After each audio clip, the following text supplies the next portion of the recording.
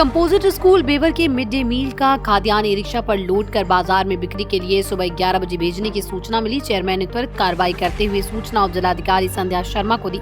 खाद्यान्न लदा e rickshaw school परिसर से बाहर हो पाता उप जिलाधिकारी मौके पर पहुंच गए। जांच शुरू हुई तो खाद्यान्न अलग अलग 2 कमरों में और रखे होने की जानकारी सामने आई।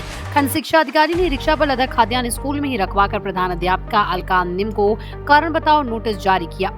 इस बीच प्रधान अध्यापिका ने मेडिकल अवकाश की अर्जी लगाई। जनपद ने कार्य मुक्त न होने के कारण 42 दिन का मेडिकल अवकाश स्वीकृत हो गया। उसके बाद से बिना स्वीकृत अवकाश के अनुपस्थित चल रही थी।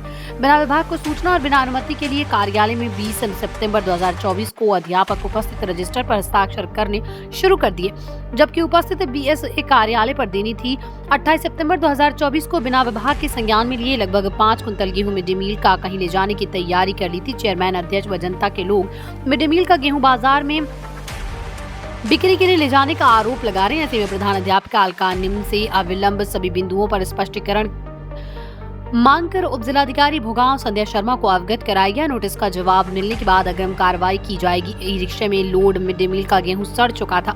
जिस खाद्यान्न को ई रिक्शे से कहीं ले जाया जा रहा था वो पूरी तरह खराब हो चुका था। प्रधान अध्यापिका का कहना है कि कोटेदार के यहाँ बदलने के लिए भेजना था, लेकिन विभाग को सूचना न देने की बात पर मौन रही। 2 कमरों में भी अलग अलग 46 बोरे गेहूं स्टॉक में रखे मिले। खंड शिक्षा अधिकारी ने अभिलेख भी मिले कब्जे में। खंड शिक्षा अधिकारी कपूर सिंह ने मिड डे मील रजिस्टर, अध्यापक उपस्थिति पंजिका, छात्र पंजीकरण रजिस्टर सहित अन्य अभिलेख भी कब्जे में ले लिए गए, ताकि घंटे से जांच कर कानूनी कार्रवाई को अमली जामा पहनाया जा सके। कहाँ रहते हैं आप? ये जो आपके ई रिक्शा में राशन है, ये आप कहाँ ले जा रहे हैं? किस कोटा पे? ये विद्यालय का राशन है। तो आपसे किसने ले जाने के लिए बोला है? मैडम का नाम क्या है? कितने पैकेट हैं उसमें ई रिक्शे में? 10। पापा का नाम? रहते कहाँ हैं आप? बेटा, आज यहाँ जो राशन ई रिक्शा पे लादा जा रहा था, क्या आपने लादा है वो? कितने पैकेट लादे गए हैं? अच्छा, यहाँ मध्याह्न में भोजन बनता है? कल क्या बना था? परसों क्या बना था? तो आज क्या बना है? चावल सब्जी। आपने ई रिक्शा में वो राशन लादा तो आपने मैम से ये नहीं कहा मैम हम तो पढ़ने आते हैं, ये राशन इतना भारी पैकेट हम कैसे उठा के रख पाएंगे? नहीं बोला आपने? मानने लगती हैं तो आपने मजबूरी में उठा के रखा। चेयरमैन साहब, विद्यालय में आपको क्या सूचना प्राप्त हुई जिसके कारण आपको यहाँ आना पड़ा? हमें ये सूचना प्राप्त हुई जो बच्चों के लिए राशन आता है उसकी बिक्री के लिए एक ई रिक्शा पर बच्चों जो पढ़ते हैं उन्हीं के द्वारा उसको लोडिंग कराया जा रहा है। उस पर मैं यहाँ पर मौके पर आया। हमारे इसी वार्ड के सभासद सौरभ गुप्ता, उनको साथ दिया। यहाँ देखा आकर के तो सब पूरा लदा हुआ था, बच्चे खड़े हुए थे। बच्चों से पूछा तो उन्होंने बताया कि मैम ने कहा कि ये राशन जो है इसमें ई रिक्शा में ला। मैंने इसकी सूचना तत्काल SDM महोदय को दी। SDM साहब यहाँ पर आई और भारी मात्रा में ई रिक्शा में जो लोड था वो आपके सामने भी है, लगा हुआ है। और 2 कमरों में अंदर ताले लगे हुए थे, उनके अंदर भी काफ़ी मात्रा में राशन भरा हुआ मिला। बच्चों को नहीं दिया जा रहा। कोटा डीलर जिसके द्वारा सप्लाई की जाती है उसको भी SDM महोदय ने बुलाया था। उसके द्वारा बताया गया कि लगभग 9 माह पूर्व उसके द्वारा राशन दिया गया था। उसके बाद कोई यहाँ राशन नहीं आया। उसी की बिक्री के लिए ये जा रहा था। जब ये जानकारी हुई तो उनके द्वारा कहा लगा कि ये सब जो है हम वापस करने के लिए बुला रहे हैं, जबकि राशन डीलर का कहना ये है कि मैंने अच्छा गेहूँ भेजा था और मैंने ऐसा नहीं भेजा जो धंधाई देखा। चेयरमैन साहब, यहाँ जो अधिकारी आए हैं उन्होंने भी देखा है और आपने भी देखा है, यहाँ टोटल कितने बच्चों की आज उपस्थिति है? ये कंपोजिट विद्यालय में मात्र शायद 16 या 19 ऐसे ही बच्चे निकले। रजिस्टर जो उपस्थित रजिस्टर था उसमें भारी संख्या 1 से लेकर के जो 8 तक कंपोजिट विद्यालय, टोटल संख्या 148 दिखाई जा रही। लेकिन वर्तमान पोजीशन ऐसी नहीं है, इसकी 50% भी बच्चे यहाँ पर नहीं है। ये सब राशन के गोलमाल के लिए सब हो रहा है।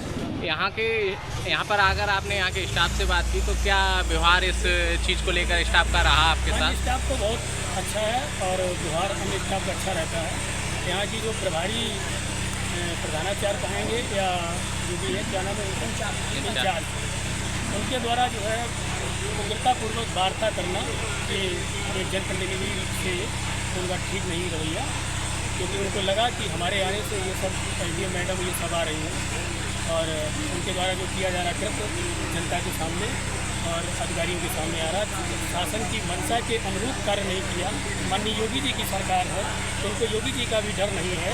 इस प्रकार का उन्होंने कृत्य किया कि बच्चों को भरपूर भोजन की व्यवस्था भी नहीं है, सिर्फ अपना पेट भरने का कार्य करने का काम किया जाता है। विद्यालय में आप आए हैं तो यहाँ पर क्या कमियाँ मिली आपको? तीन महीने से मेडिकल पे चल रही थी, 4 ये किसी को दे नहीं गई। अब वो कह रहे हैं अभी कि हमने 4 दिन दे रहे हैं, हमको कभी अवगत नहीं कराया कि 4 दिन हम दे रहे हैं। इंचार्ज का कहना है कि हम बीआरसी पे बराबर कहते रहे, लेकिन कहना क्या होता है, क्या होता है। अच्छा, तो सर क्या कार्रवाई की जाएगी इनके ऊपर? तब इनके विरुद्ध अभी स्पष्टीकरण मांग के फिर कार्रवाई की जाएगी। कंपोजिट विद्यालय में जो शिकायत मिली है, आपने निरीक्षण किया, क्या कमियाँ पाई? कमियाँ छात्रों की संख्या के हिसाब से बच्चे कम हैं जो रजिस्टर्ड हैं उसके हिसाब से। बाकी खाने की गुणवत्ता के लिए देखा गया है क्योंकि स्टॉक ज़्यादा है और उस हिसाब से स्टॉक का ना कंजप्शन नहीं हुआ है, इसी वजह से कुछ अनाज जो है ख़राब हो गया है। तो जो प्रभारी जो प्रधानाचार्य हैं उनके द्वारा ही जो है इसको बदला जा रहा था, तो हालांकि परमिशन ली गई होती और थोड़ा सा बता दिया गया होता तो इतना विवाद की स्थिति उत्पन्न नहीं होती। यहाँ मैम टोटल पंजीकरण कितना है? टोटल पंजीकरण अलग अलग कक्षाओं में अलग अलग है, उसके हिसाब से बच्चों की उपस्थिति कम है। आज टोटल क्या उपस्थिति रही है बच्चों की?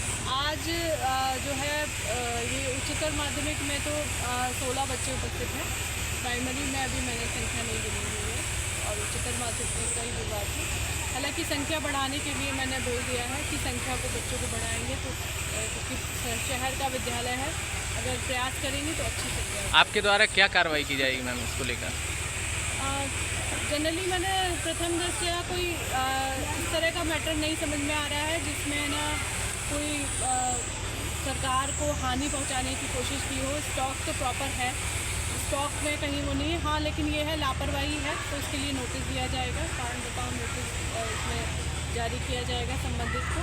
इसके अलावा थोड़ा जो विभागीय कार्रवाई के लिए भी मैं इनमें कहूँगी कि विभाग की तरफ से ही कुछ है ना निर्देश भी दिए जाएँ और कुछ उनके स्तर से भी कुछ कार्रवाई की जाए ताकि विद्यालय के विकास के लिए कुछ काम किया जा सके।